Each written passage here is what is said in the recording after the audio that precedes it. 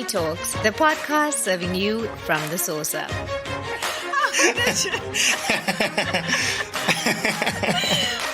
So you guys stay together. Speak your truth, express your love, and share your enthusiasm.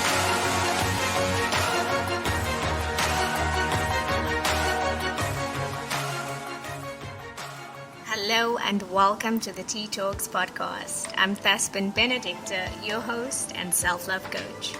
Today I'm sipping a lovely cup of green lemon mint tea, and alongside me is Arys Déjan from Toronto, Canada.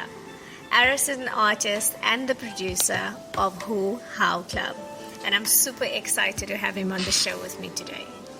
Aryss, thanks again for joining me on the show. Hi Thaspen, thanks for having me. How are you today? I'm good. I'm really, really excited, and I can tell that you were excited as well. Definitely. It is 8:26 a.m. So there's no other excitement than waking up really early in the morning to have a sit down with someone you've never met before on a different side of the world, who's from a different side of the world, and just sharing some energy together. So yeah. I am excited. I love that. And on today's episode, we will be covering the importance of self-healing. But before we dive right in, as I am sipping a lovely cup of tea, I know that Aryss is sipping tea as well. So tell us more about what you're sipping. Yes, so today is sort of like on Sundays I fast and I focus on like detoxing and stuff like that and focusing on my health. I'm sipping on an organic turmeric with meadow sweet and ginger tea. This is something that'll kind of keep me calm for the day, and that's what I'm sipping on today. It's still hot. I haven't had a sip yet, but that's how we like it. We like it hot. You're hilarious. No, really, yes, I can't drink yes, we do. Yes, I can't. Clearly, you don't. You can be honest. No. I like it hot. I like it hot, but it needs to cool down just a little bit for me to enjoy it. Yeah. Oh no, I enjoy it hot. I really do. So let's look at who Aryss is. What was it like growing up? I grew up from like an observer perspective. I was an observer growing up, so I was like a sponge, just soaking everything up around me. You know what I mean? Watching the adults sort of operate around me, whether it was my aunt or my mom or my grandmother or my uncle, just paying attention really. I was a quiet child, and I had a lot of fun growing up, it was quiet for me growing up as a young lad. But I recognized that I was an observer from when I was young. Like, I knew that I was an observer because I saw other kids and how they acted, and I was like, yeah, I don't act like those kids, I'm more quiet and reserved, and I like being around the adults, because I feel like they're the ones that I'm going to learn from the most. So growing up was an experience in itself, so yeah. I can relate to that because I myself used to enjoy being around like the older people. I literally used to sit and sip tea with my grandma and like my grandpa. Funny story is that actually my grandfather, when he used to sip tea, he always drank with a saucer, and he would pour his tea into the saucer and I would sip from the saucer. So that's actually what inspired my tagline for my podcast, which is serving you from the saucer. I saw that. Yes. Because that's what he taught me. He always said, don't give the next person everything from your cup. Serve them from the saucer so you still have enough left for you. Yes. So that was one of the most important lessons I think that I learned while growing up, and it's true. You learn a lot from those that are much more older and maturer than you. You do. If you're open to that, There were times where I did want to be around children, my own age at a point, because I was around adults a lot. A lot of my birthdays and stuff, I didn't really have friends showing up to my birthdays. I would be going to like restaurants, fancy restaurants with the adults that I was raised around and stuff like that. So you could even say like that is like you didn't have to pay for them, right? Exactly, yeah. In retrospect, those were amazing experiences because a lot of kids weren't experiencing that at the time, So it was good either way. And was there like any challenges for you growing up, like things that you had to accept or things that you had to face that made it a bit more challenging? A couple of challenges come to mind. We moved around a lot growing up. There wasn't much stability growing up. So moving around a lot was sort of like a challenge. There were times where, just when you got settled, you had to move again, or, some of my, like ever since a young child, I would collect like action figures and comic books and stuff like that. Like I was just into that stuff from a young age. But moving around a lot, it forced us to kind of leave some things behind at times. And there are moments that I think about those things that I left behind and I get a bit sad. But then I look in my apartment now and I see my new collection of things that I've rebuilt, and I put value into those things because they're part of my childhood. So I continue to collect and I continue to read comic books and graphic novels and just art. It's all art-related stuff that inspires me. So I'm happy that when you get to an age where you could provide for yourself, you can still have that childhood energy with you. Never let it go, because those are the things that made you happy growing up. So I guess you could look at it as it was a challenge at the time, but eventually becomes like a good challenge because it forces you to keep that childlike lifestyle, the things that kept you happy. As well, yeah. Exactly. Yeah. I want to touch base on what you said earlier, where you would think about those things and it would make you sad. Why do you think that is the emotion that is associated with the things that you left behind? Because I felt like this was like a level of awareness that I had as a child. I felt like if ever there was a moment that would come up again where I were to be sad or angry or triggered by something, at least I would still have those things that made me happy. And it's not necessarily like a materialistic thing. It's just the things that bring you joy as a child. So, if I ever became sad again in the future or in the near future, the loss of those things that meant so dear to me added another layer of sadness that one has to deal with. And when you look at life, as you grow, like in your true essence, you're happy. You are the definition of happiness. Someone reminded me of that in this past week, that when we're born, we are actually the epitome of joy and happiness and all things positive. But it's life that kind of challenges those emotions and that perspective of what happiness should look like and all of that. Like we are happiness, but we go through challenges that challenge happiness and our true nature. So as you get older, it's like layer upon layer of sadness and anger and disappointment that one must kind of peel back to get back to your true state, which is natural joy, natural happiness, natural white light and positivity. And those little things that we do to make us happy and to continue to make us happy are just us trying to put a block on the negative things that try to get into our lives and try to sway us from being happy. Like you might go out today and you might go for a walk and you think that you're taking a walk because it makes you happy. But Thaspen is already happy. You're just taking that walk because it adds to your happiness and you're making sure that you put a blockage on any negativity that tries to make its way to you. But walking doesn't make you happy. It just adds to you're already happy. It's like a byproduct of happiness. There you go.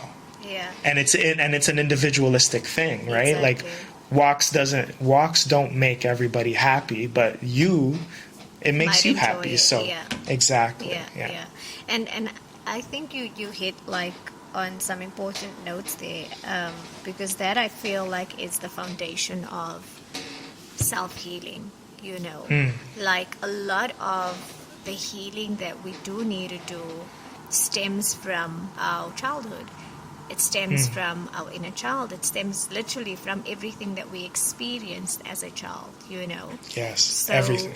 for example, if you grew up, or you think back to when you were a kid, and someone took one of your action figures, okay, they grabbed it, they took it, and you were upset when that happened. You were sad. The fact that someone took something that was so dear to you, it sparked a negative emotion within you, right? So now, as an adult, when someone takes something from you, it might not be an action figure. It could be, your freedom of speech. It could be your happiness or your joy, whatever it may be. It will then ignite that same emotions Yes. of sadness, anger that you felt when a kid took away your action figure. But as adults, we don't recall everything that we went through as a young child. And we don't realize that everything that we are experiencing now as adults is simply, again, byproducts of what we experienced when we were children. So the healing we need to do as adults is the same healing that we need to do to our inner child. And that's something that I had to reflect on this past week, because there were certain things, that were showing up in my life, and I was like, okay, so what is triggering this, Where does this stem from? What were your results? What were the results? Backtracking, backtracking to when I was a kid, like what happened when I was a child, Yes. that made me feel that way. And when I went back to the moment and identified, okay, this is what happened, this is how I felt, now as an adult I can put steps into place to help me heal from that, because now I've obviously gained an understanding. And when we're adults, when we become adults, we really lose that childhood, not childhood, but we forget that we were children sometimes. We forget that, we were once young, little, tiny, little people, bodies, beings, and we're so busy, quote unquote, adulting, that when something does happen to us, first of all, I like that you said the word ignite as opposed to trigger, even though they're sort of synonymous with one another. I'm going to start using the word ignite instead of trigger, because the word trigger triggers me, So I really like ignite. I like that. So I'm going to try to... There's power Yes, in the word. yes, yes, yes. In the word, yeah. So I think we need to remember that we were children, that we were sponges, that we've been affected by things that come from our past, and a lot of those things weren't dealt with. And now that we're adults and we're so busy, we forget about those things. We don't reflect on them enough, not to fester on them, but to just kind of acknowledge them. I always say this thing, like, because a lot of us, I don't know if you are like this, if you're an overthinker, if you think a lot about the future is unknown. Our present is where we live right now, and we have to be present. Like the term present is in twofold. Like you must be present within the present, and our pasts are just for reference. We know our past for a reason. We have that knowledge of our past for a reason, because we need to use that as a reference so that we can operate in our present in a different manner. And then so with that, we can prepare for our future, the future that is unknown. It's like preparing for the future. We're preparing for the future. We're using our past to function in the present in order to prepare for our future. So we have to stay connected to our past and not forget that, like, hey, this happened to me. I was once a child. I once did not know better. I once made mistakes. I was once angry, but now I'm not. Like, we have to use our past as a reference so that we could be better now, today, you know? But I think we put a blockage on those things once we become adults. We're like, I'm not a child anymore. Yeah, Cut it all off. Yeah, we suppress everything that we feel. We suppress. You know, there you go. We get to a stage in our lives where it's like, for me to, and this is part of my own self-healing that I had to do, overlooking our emotions and suppressing them to an extent whereby we don't even allow ourselves to feel, which then causes a problem, right? Because now, imagine like you've got this glass bottle, and you trying to fill this bottle with all these pebbles, and each pebble is an emotion that you've been suppressing. It's an experience that you've suppressed. And the more you try and fill this now with pebbles, you can't press any more pebbles into the bottle because there's no more space left. So now what happens is the pebbles start to, obviously fall all over, everywhere in your environment. So as you go through life, all these little pebbles that you haven't dealt with seeps into your careers. It seeps into your relationship. It seeps into your faith. It seeps in literally everywhere because you haven't dealt with it. So self-healing is crucial to the development and the growth as a aspiring adult, because I feel like we all still children.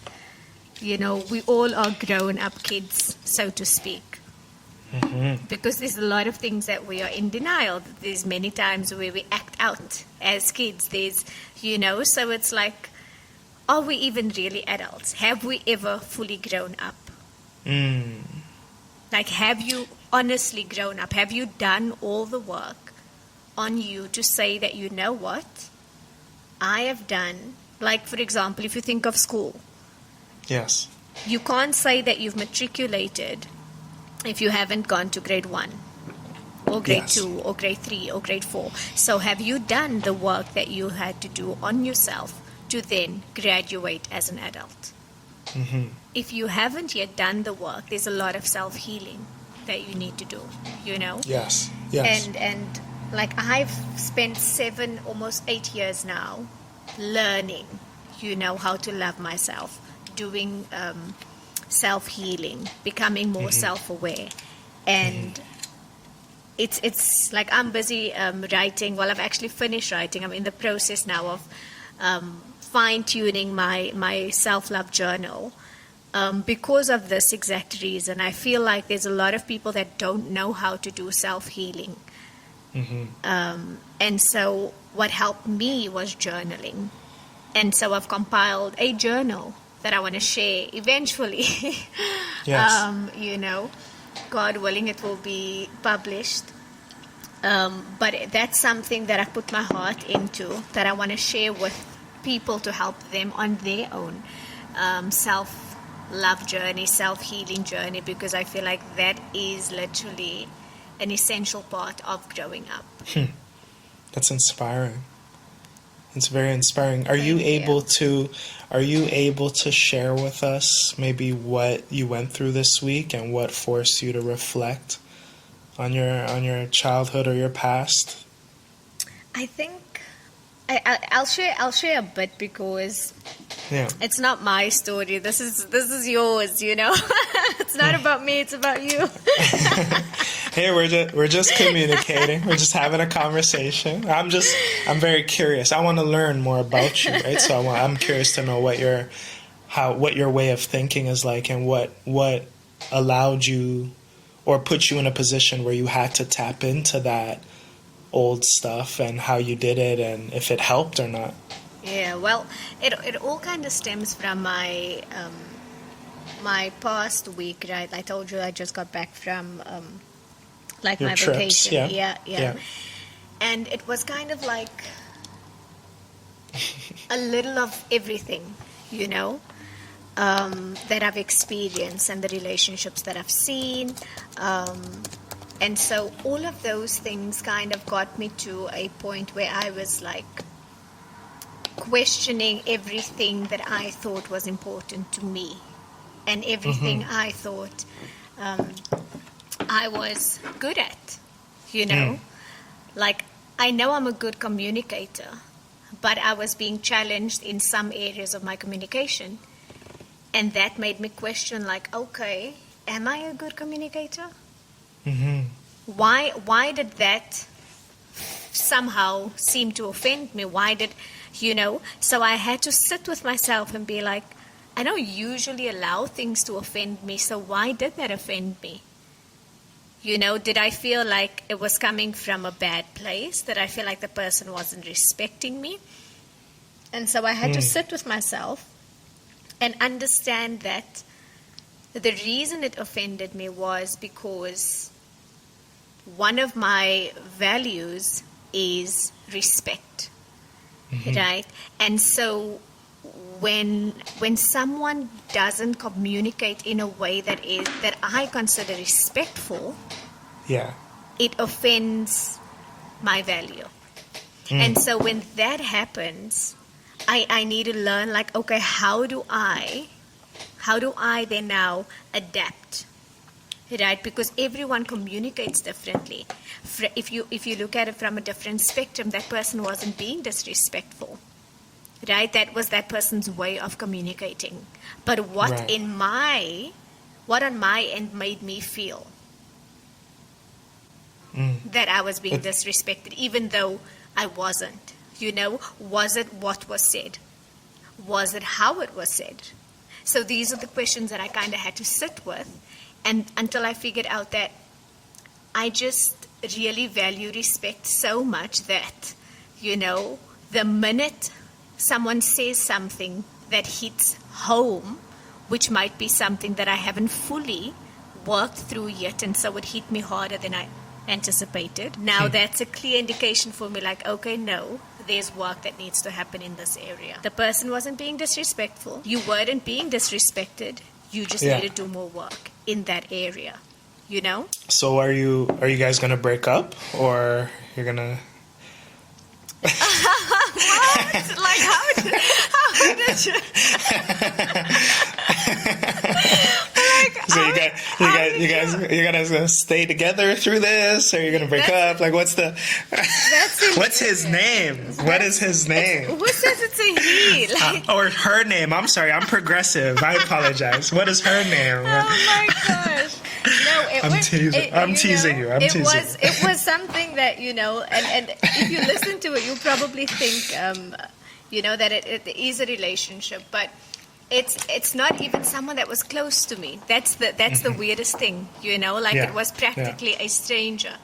And another thing is, like, you know, in a lot of cases, like, especially on this trip, like, so many things that I've learned has been from people that I have met once. And that, I think, alone baffled me more, because it was like, wow. How can a stranger teach me so much about myself? And I had to, again, reflect and say, it's because you can't see your own blind spots. So God is using different people in the season to show you the areas that you need to work on, you know? And that for me was like, wow. So when I was at home now, all I've been doing is like, I need to reflect on this whole trip, because there's just so many lessons that I have literally learned that I still need to share. And I think I'm going to do a podcast episode on that, because it's too much to write about, and so it's easier to speak about it, I feel. Yes. Yeah. No, I was just teasing you, but I know. It sounds very intimate, yeah? It sounds like there's a guy. Here's how I'm receiving the info. Tell me your perspective. Sounds like a guy that you had something with this guy. You might have thought it was something else or vice versa. You guys had a break in communication, but it wasn't communicated properly. There was clearly a miscommunication. And it could have been a guy or a girl, maybe someone you had a little stint with on your trip, whether it was sexual or intimate or whatever, emotional. So, and I could read between the lines because, like, I experienced those as well, right? Yeah. So real recognizes real. If I'm totally off, you could let me know as well. But that's what that's how I'm perceiving it. But you could correct me if I'm wrong. Yeah, no, it's definitely not anything along those lines. It was more so someone that was really familiar with the streets that said something to me that I was like, what? Yes. Like, what? You know? And it hit me harder because I was like, I don't know you. I don't know you. Like, where? Yeah, who are you? Like, where? Like, you know, where does that come from? And what? Yes. What made you say that? Or what did I do to... So I'm having this whole conversation in my head now. But again, it was... The person was clearly just pointing out a blind spot, you know? Right. So it's interesting. I don't want to give too much away from my No. You know, You're going to have a full episode on that, right? Yeah. Well, I'll be listening to that episode 100%. And then you can create more love stories in your head. It's funny you said love. I'm looking at the word love right now. I have this little birdhouse in my apartment and it says love on it. And I usually stick it with like bird feathers that I come across on my journeys or whatever, or like when I'm walking the dog and stuff like that. So you said love and I'm looking at the love house right now. But yeah, that's just that's where my mind automatically went to, because, you know, I know it's tough being a woman. And it's tough being a guy sometimes, and those interactions or difference in perspectives, stranger or not, you know, intimate or not, you're going to come across people that either ignite certain things in you and it forces you to reflect, or sometimes your gut is right, though. Sometimes your gut is right. Sometimes it's like, yeah, you're honestly not communicating right with me. And I'm right in this. Like, I am right, you're wrong. And I don't like how this conversation is going because how you're communicating is not for me. And and sometimes we're okay. It doesn't always have to be like, oh, maybe they're right and then I need to go self-reflect and change something about myself. Sometimes they do. It's them. You know, it is them, and it's okay that it's them. It's always them. I'm joking. It's always them. Yeah. 90% of the time it's them. Because you're just existing. You're just this beautiful being, right? Exactly. That is working, my fault. working on yourself, you know? Exactly. Doing all this hard work. I mean, who are you to tell me, man? Do you know how much work I've been doing? Exactly. Do you know how much work? Do you know? Do you even know? Do you know what I've been through to get here? Like, get the hell away from me. You're not even qualified to have this conversation with me. You know what I've been through? Oh my gosh. Yeah, no. But, you know, sometimes we can be a lot more harsh when it comes to, like, others. And then sometimes the roles are reversed, you know. Sometimes we're a bit too harsh on ourselves. Oh. So, yeah. I find, like, you know, learning that balance is... It's a way of life. It's a key to life. It's a key to life. So, how did you achieve, like, self-healing? I mean, I think I'm in the process of that. I haven't achieved it quite yet. Like, I wouldn't say I'm at a point where I am healed or, you know, but I'm learning what that is now because... You broke up with someone. You're hilarious. You're hilarious. This is how our conversation is gonna be, eh? We're just gonna... yes. See? Unlike you, I'm gonna be fully transparent and be honest about everything and I'm gonna spill my tea on your platform. There we go now, Aryss, you got it. A breakup did force me into this sort of mode that I'm in now. But it was a mode that I was already in search of, but I was involved in something that was kind of holding that opportunity back, I think.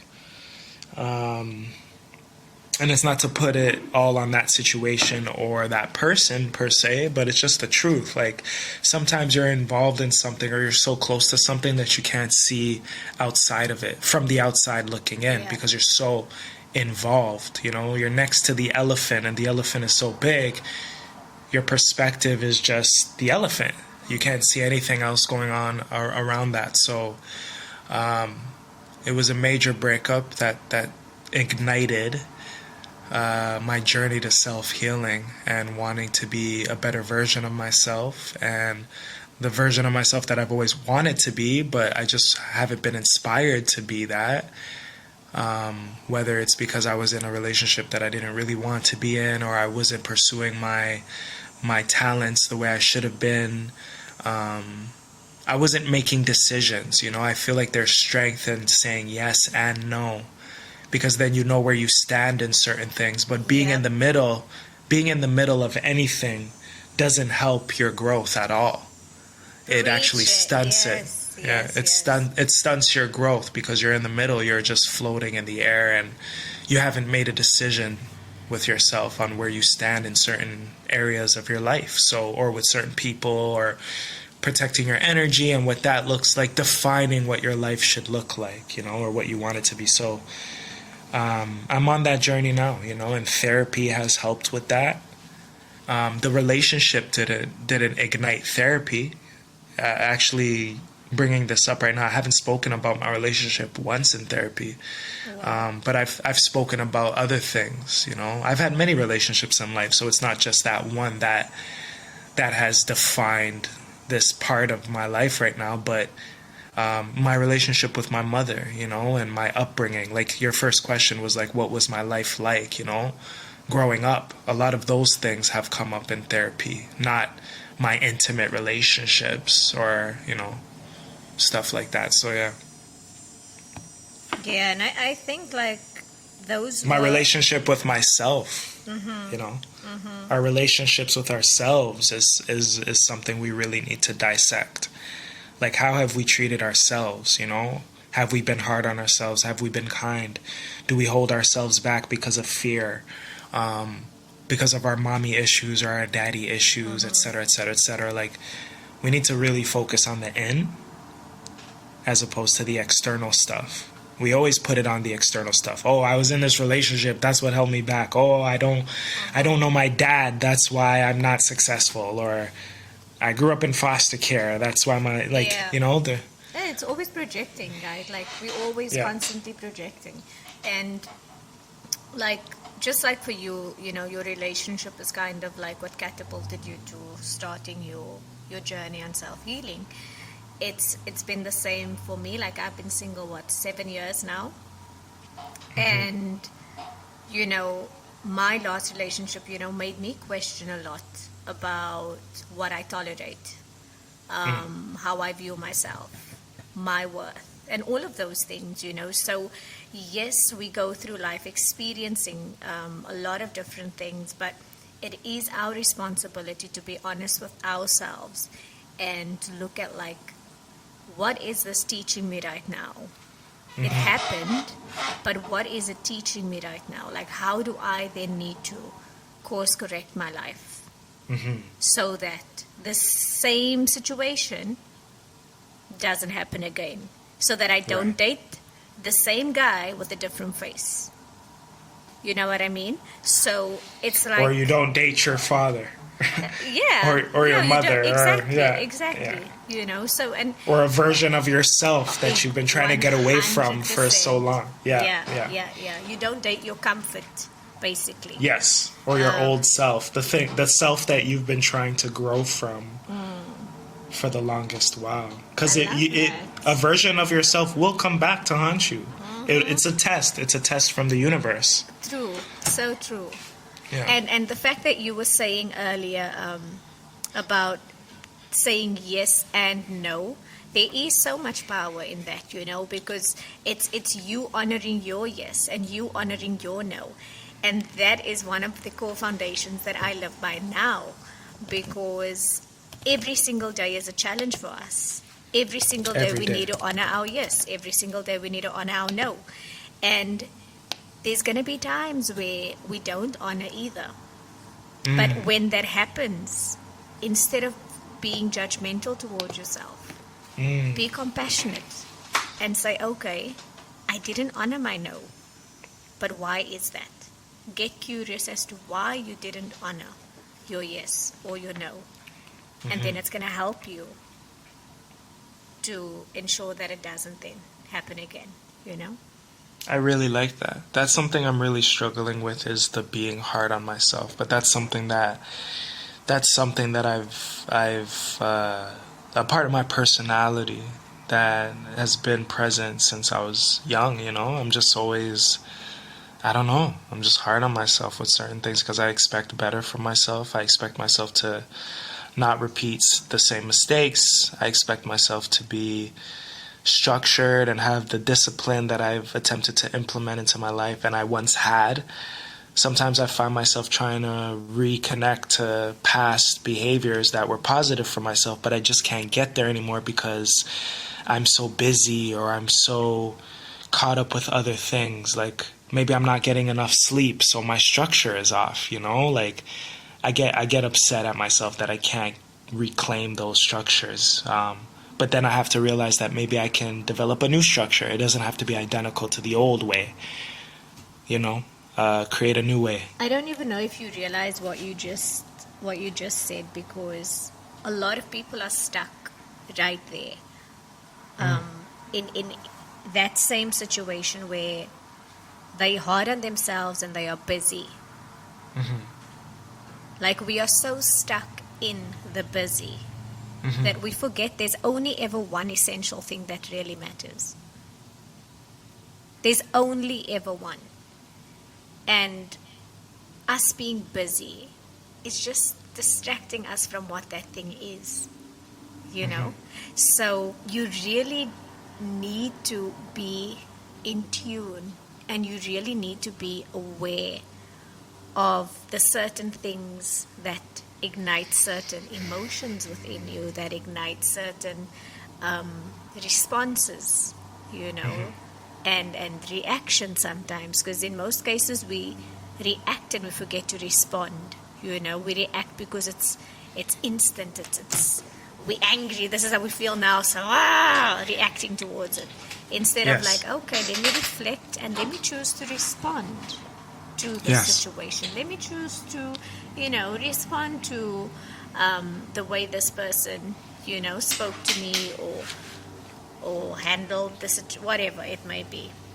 Yes. But I feel like what you just mentioned of being hard on yourself is completely normal. We all hold ourselves to a higher degree and a higher standard, and rightfully so we should, because we're all striving to live a better life. We all want to be better than who we were yesterday. Yes. But in saying that, we should still practice compassion. Yes. We should still for ourselves. Practice kindness towards us. Yes. The same thing we do to others. Think about it. When your best friend or your mom says something that really hurts you, you're upset in the moment. Yeah, you are.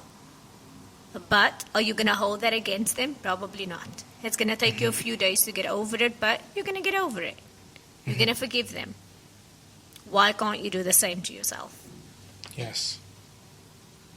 So it's applying the same behaviors, the same responses, the same love, the same affirmation, the same appreciation that we do extend to others, just by doing the same to ourselves.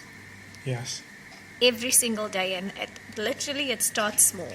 It doesn't need to be this whole big change that we create. No, it starts small. So I agree with you. I agree. I'm glad. Like I feel like we really resonating well in terms of this, because we both are doing the work. Yes. You know, which makes the flow of conversation easier. So it's Yes. not like self-healing is it's foreign to you. No, you're able to relate to it because this is where you currently see yourself. And even for me, like, I've healed a lot, but there's still Yes. more that I need to heal from. We constantly need to heal. Growth and healing are they both need to be, and levels of awareness. I feel like those are the three constants Yes. that have to continue to happen, you know, to help you evolve. It's a part of our natural evolution, the awareness of oneself, Yeah. the ability to heal, and sorry, what was the third one? Oh, growth. Yeah. Growth. So growth happens in many different forms. We're talking about age, height, you know, just the evolution of oneself, how we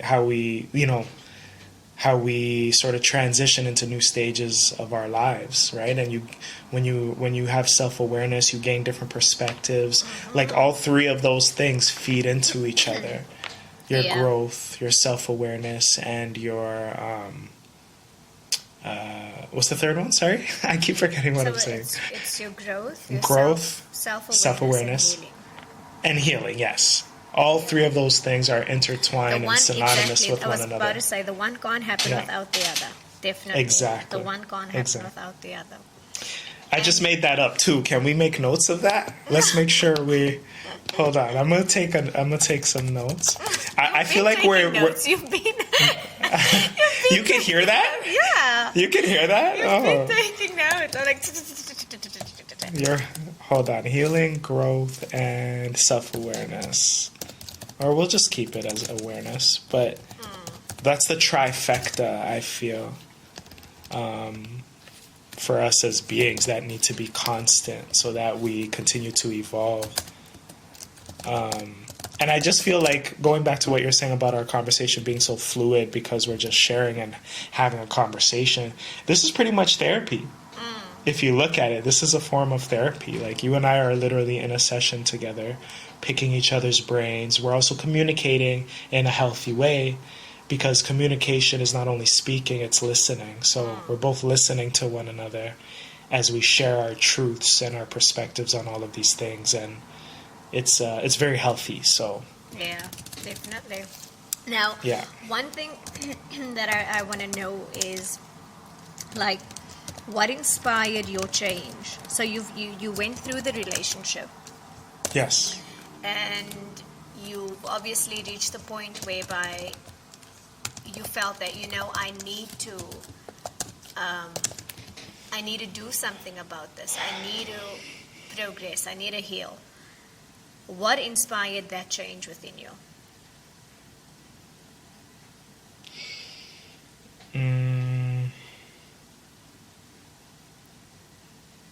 I would say hitting rock bottom emotionally. Tell me more about that. What did that look like? I'm the type of person, and I realize that I've repeated this throughout my history, even though I'm just getting started on my journey. There are a few times where I've done this, where I've kind of self-sabotaged myself, where like Yes, I like to control everything. And let's just say, even if there's something that I want to end, like let's say you and I are in a relationship, in an intimate relationship, we've been together. I've already made the decision inside of myself that this is not for me, and I'm doing everything in my path to get out of it, but for some strange reason I cannot get out of it. One day I wake up and I say, God, save me from this situation. Please remove anything that doesn't belong in my life. Remove it. Now, the day doesn't come where that happens right away, but now you make the decision to leave me. I've now lost control. And I'm so close to the situation. Hello? Yeah. Okay. I'm so close to the situation that I'm not realizing that God is now answering my prayers. But I'm so focused on losing control that now I've self-sabotaged, and I might do self-damage because I'm trying to gain back that control. How dare you break up with me? Yeah. I'm the one that's been asking for the freedom. I need to be the one to break up. So I'm going to try everything in my path to keep you here. and try my best to maybe make it work or do something which is the opposite of what I've been asking for. And then in turn, it becomes like this whole like a house on fire.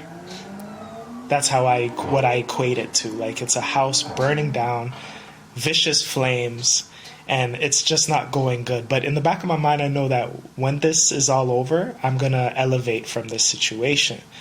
Still, it's not healthy. It's not healthy to go through that, whether or not you know that you're going to make it out of this and be better and overcome this, and it's going to elevate you to a different level. I'm trying to do things the opposite of that, where I'm not self-sabotaging. I'm making firm decisions. I'm following my gut. I'm not worried so much about control, because that's the ego. Yes. But that situation did force me to hit rock bottom once again.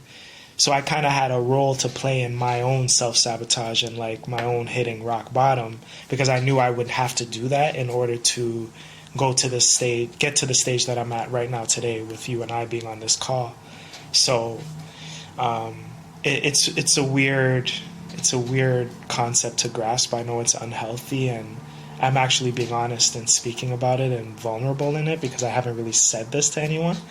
I know that it was wrong. I shouldn't have done things that way, and I should have just allowed the process to formulate and trust God and trust the universe, because I had asked for that. But control and my ego got in the way, that I ended up hurting myself in that. So long story short, yeah, I hit rock bottom, and there's only one other place to go once you hit rock bottom, which is up. And it's been up ever since. So that breakup did inspire that, and just dealing with my trials and tribulations, like face to face, facing my mother and making a decision with that relationship, and just other people in my life, saying yes and no. Yeah. I'm glad you touched on that, because self-sabotage is a topic that not many people are aware of, and we do it on a constant day-to-day. So I'm very happy that you touched on that, especially being male, because again, it's not something that is familiar in men, right? Like, men don't, like, you'll hear now a lot of women would acknowledge and admit, like, oh, I've self-sabotaged, I've done 1, 2, and 3. And it's mostly related to emotional and our health, because of what we eat, and we feel guilty for eating that, or we emotional about situations. But hearing it from a guy is very rare. So the fact that you were aware that this is what is happening, this is what I'm currently doing to myself, it really reflects on your growth that you've done and the work that you've done in yourself thus far, because self-sabotage it camouflages itself so well, and that control and the ego and the pride that we feel for wanting to make a decision for our own well-being, but then when a decision is made without our consent, we feel some sort of way, and now we want to take it back into our hands and like, no, I need to do it. I need to be the one that, makes this decision. Makes the decision, says no, breaks up. And guys do this all the time. Mm-hmm. Guys do this all the time, and it's an issue, because they're not aware of the power struggle. They're in denial, some of them, and it's not to bash men, because women do it as well. No, 100%. A lot. I've come across hundreds of women who have done this as well, and like, it's just an individual thing. Like, we're in denial. We don't want to take responsibility sometimes. We want to project, and like I said earlier, like, it's someone else's fault, not mine. But we have to hold ourselves accountable as well, whether you're a man or a woman. It's just that you have to be so aware of that. And sometimes like I said, when you're in the moment, you're not aware, because you're so engulfed in the moment or what's happening, that you're not able to step out and look at see what's going on. You might have the thought in the back of your mind, but that's not enough to help you in the moment. You really have to have some self-control and put your ego aside in the moment of these moments, So, I have fallen fault to that or fallen victim to that, and that's something that I've been aiming to work on as well, and I think I've been doing good so far. Good. Always celebrate the small wins. Yes. I just want to touch a little more on like the relationship with your mom. Mm-hmm. So, talk me through like what the relationship is like, and like what is the toughest truth that you had to accept about the relationship? That it'll just never be the way that I want it to be or hoped that it would be, especially being the stage of life that I'm at. I always pictured my mom and I, like I thought not getting along was just because maybe I didn't understand things, or maybe because I was younger, and I looked forward to when I was older in a more mature state of mind that maybe our relationship would become greater, and she'd be like a best friend to me, like she's still my mother. I've always honored that, but I thought that maybe we would become closer. So recently I've had to accept that, it's just never going to be what I want it to be. Yeah. And I have to accept that. And how does that make you feel? It makes me feel like I'm running out of parents. It makes me feel alone. It makes me feel that I can only look to God now to be my parent and my guide and the universe. So I embrace that. I embrace the trees and the birds and my visions that I get, or my dreams, or the things that I write down in my book that come to life, my hieroglyphics that I post or draw on my whiteboard. Like I look at all of that as my guide and my parent through this life that I'm living, because we do have parents, we do have our ancestors and our guides the gods watching over us, and we have to be okay with that and accepting of that, especially when the biological parent that you see in the physical form might not be living up to your expectations, and maybe I'm not living up to her expectations. Yeah, well, when you get to a certain age or stage of life, with some parents, they feel like you shouldn't have any needs. You're an adult now. But they don't understand that, like, you were forced to grow up at a young age. You haven't had an opportunity to be a child yet. So now that you could have some sort of sense of freedom in your older age, you're an adult now. I could be free. I have no worries. I don't have to depend on anybody to support myself. I'm independent. I get to enjoy life like a child now, in a way. I get to collect my stuff. I get to have my own room. I get to, and I also want my mom. I want my mom. I want to show her. I want her to be proud of me, but that might not happen. So you have to be okay with that and just be proud of yourself. And like you said, everything is a win. Every little thing is a win. So have a perspective like that, Yeah, and I can relate again on that topic, because like for me, I've obviously lost my biological parents, but in saying that I've lost them, I have gained so many other parents, and yes, it comes in the form of God, but also God sent so many other adults into my life on different stages in my life, in different seasons in my life. So I've always had a form of a parent, that would guide me, and I think the same for you. There is someone that you've learned from, that sometimes it comes in the form of a stranger. They teach you something that you would have never learned from someone else, and that becomes a life lesson, which essentially is something a parent would teach you. But I feel like it's it's really a ugly truth that we need to accept. And I shouldn't actually say it's an ugly truth. I think it's a beautiful truth, because we lose what we feel is meant to be ours forever. But in that loss, we gain something way more than we could have ever anticipated. Mm-hmm.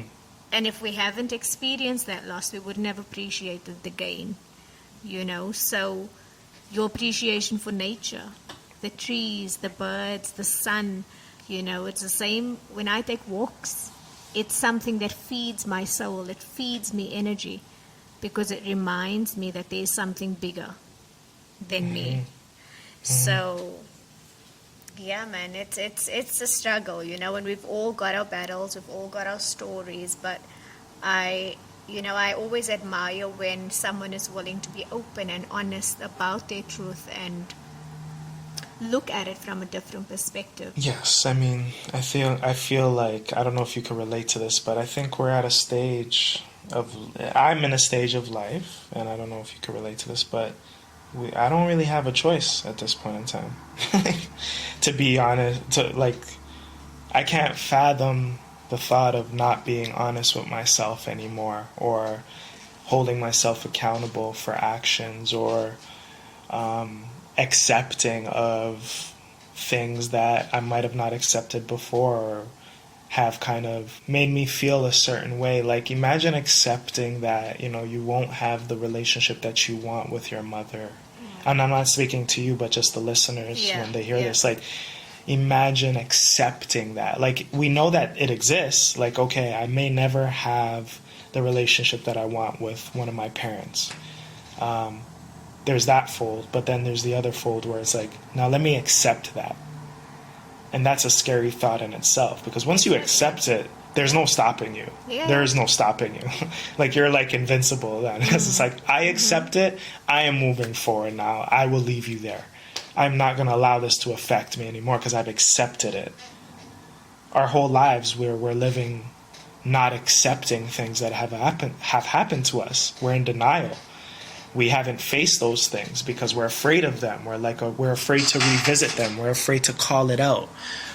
We doubt ourselves, you know. We're like, are we the wrong one? Are we wrong? Are we the reason why ... But, you know, no. Yeah. And it's the same, you know.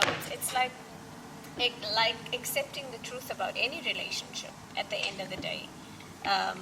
And just the value that it brings in your life, and is it even pouring into you the way it should be, you know?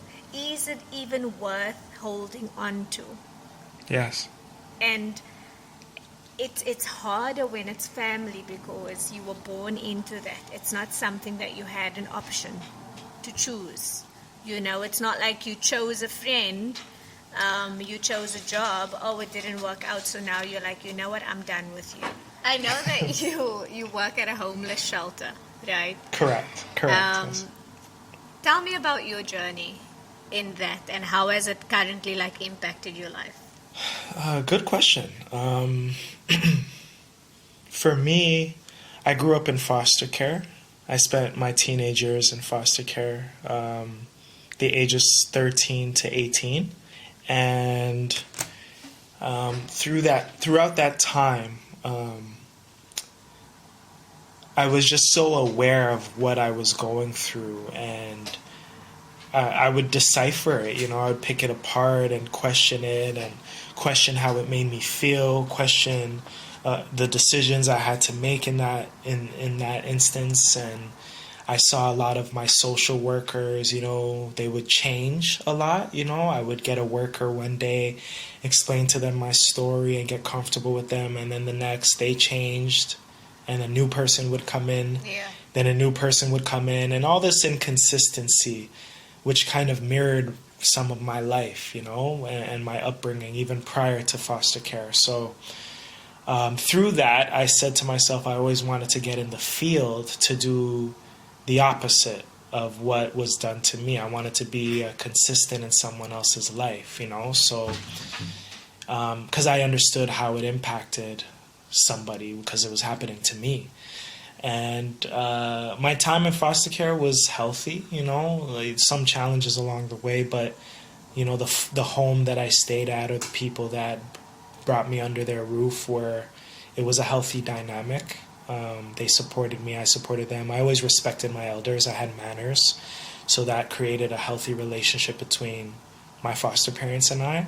But I saw other boys in the house that I lived with, they didn't have that same relationship because they were on a different path, or they were defining their situation in a different way, or they were allowing their situation to mold themselves into a negative way. But I wanted to use my situation as a tool to inspire others. I wanted to use it to my advantage. So long story short, throughout that time, or that stint, I just told myself that I wanted to get into this field, and a lot of people told me I wouldn't be able to do it. I'd have to go to school and this and that, and I kind of defied the odds and went against what everyone told me, and I worked my way up the ladder. I volunteered, and I was provided with opportunities that you can only say came from God. So I've been in management ever since. I've never worked frontline. I've always been on the management side of things within the social services field, and how it's impacted my life is just really, I used to say, we're in this field to help others, but I don't believe in the word helping someone. We are there to support people. I love that. And hopefully inspire them to be better versions of themselves as well, So you can only help someone that wants to help themselves, regardless of their capacity, but we're there to support people and get them the right services and supports needed, because sometimes our services aren't the right place for them, but it inspires me because it allows you to be grateful for what you have and what you've been through. You don't pity anybody, but you just gain a different perspective on how your life has been. Your life hasn't been perfect, but it might not be. You can't do comparative struggle. I don't believe in that. You can't compare your struggle to others. It is your own. 100%. Just like your beliefs. Yeah. Just like your beliefs. Yeah. Just like your whatever. They're individual things, so pain. Experiences. Pain as well. Yeah. Yeah. No one will ever understand what your pain relate. is. I always say that, as humans, we all know and are familiar with pain. It just looks different for everyone. But we can all relate to the concept of what pain is and how it feels. It's just the story, the story, the content of that pain is what's different. How the story is told, even, we're all our own books. And we're just getting through chapters. These are chapters of our lives. That's why I don't believe in age per se, because I say stage. It's about a stage in life, Just because you turn 30 doesn't mean you need to be wherever a quote-unquote 30-year-old is shown to be through media or what you were told growing up. You're in your own book. This is your book. These are your chapters. You remember chapter 5 and chapter 10, and you're in chapter 30 right now, because that's the stage that you're at. But, it's an individual thing. Hopefully you say something and it resonates with someone and they can relate to it, like you said, but it's not their struggle. They can't compare it. You can't compare slavery to the Holocaust. I'm sorry, you just can't. I don't think you can. There are two different struggles. And, you can't do comparative suffering. I don't believe in that. So yeah, and tell us more, just briefly about the Who and How Club. What does it stand for and aim to achieve? The Who and How Club, it focuses on who people are and how they became the who's that they are. That's my goal, to just not expose, maybe I could use the term ignite again. I want to ignite certain things in people, similar to what you and I are already speaking about, these perspectives, these dissecting of the mind and the heart and the experience that you're living. We all share this common thing called life. So who are you in that? And how did you become the you that you are through all of that? We have a journey. We have a book. A lot of times we see someone who's famous, they just pop up tomorrow, like let's just say a famous rapper. Everyone loves their music, whether it's female or male. You know, everyone loves their music, and they're bumping it, and they're streaming it, and they're playing it in the cars, in their cars. But you don't even know who that person is or what it took for them to get to that version of them that you see right now. So let's talk about those journeys, and or that journey, and those processes, and the progress, or the trials and tribulations, the challenges. So that's what the Who and How Club represent. Finding the truth behind the who. I love it. Yeah, similar and to defining, and how to define your who. Like I said earlier, your name is your name. Do you define yourself based off of that? Do you define yourself based on what you do? Or is that an external thing? It is an external thing, but we don't realize that we find ourselves defining ourselves by what we do. And yeah, true. That's not who you are, you know. True, 100%. And there is no one answer or right answer. It's really just figuring that out and finding that out together through conversation. So yeah. And what would you say is 3 powerful truths that you can share to help others begin their self-healing journey? I want to reference back to our little quote earlier that I feel like you and I kind of came up with together. I'm not going to take full credit because you inspired these 3, like the trifecta, like the healing, growth, and awareness. I think that implementing those, like having an understanding of what those 3 things mean to your life, could help you with that self-healing and self-growth and the evolution of yourself, you know. So gaining perspective and awareness, being self-aware, to having time with yourself, taking time to yourself, whether it's 30 minutes a day or every Sunday, where you just disconnect from everything so you could spend some time with yourself to self-reflect and to gain perspective on your life and self-awareness. You know, you'll gain awareness through that. And being open to growing and to changing, to not stunting your own growth or self-sabotaging your growth just because you're stubborn or stuck in your ways or unwilling to change or try new things, or, you know, changing the way you speak about yourself. You know, the things you feed your brain and your heart, and the energy that you share with others, and inviting people into that, like being more choosy with who you invite into your bubble. That will help with your growth. And then the healing aspect is like addressing those things that have hurt you so badly. And it doesn't mean you have to go face to face with those things, but, you know, forgiving yourself, you know, through those things that have hurt you. And, you know, finding ways to address those things. It doesn't have to be face to face. It could be through therapy. It could be through journaling. It could be through exercising. It could be through, you know, going back to spending time with yourself and reflecting and choosing to say yes or no, or that, you know what, as of today, I am going to let this go. I am going to choose to accept this thing and move forward in my life, because this thing has been holding me back for X amount of years. Yes. And I'm over it. That's how you truly heal. You know what I mean? So, yeah. I love that. I honestly do. And I can only say thank you once again, Aryss, for, you know, sharing your love and light, opening yourself up to being vulnerable and exploring your truth with us. Thaspen, I appreciate you having me on today's show. Like, I think I needed it. Like I said, I feel like this was a form of therapy as well. So I appreciate you. I appreciate your platform and what it represents, because I was looking it up before we spoke, and I'm like, wow, this is pretty unique. And I already felt like just seeing you would be a person that I would love to connect with on a deep level. I could tell that you have depth. just by looking at your page and looking at the podcast itself and what it represents.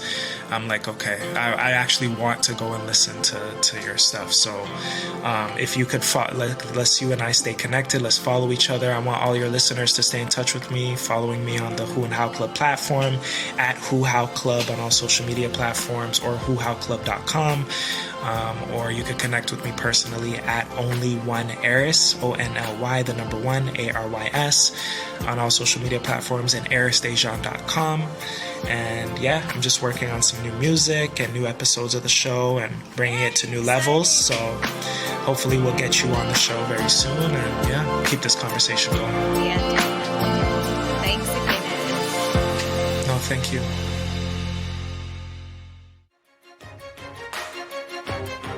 Well, friends, thank you so much for tuning in and listening to this episode.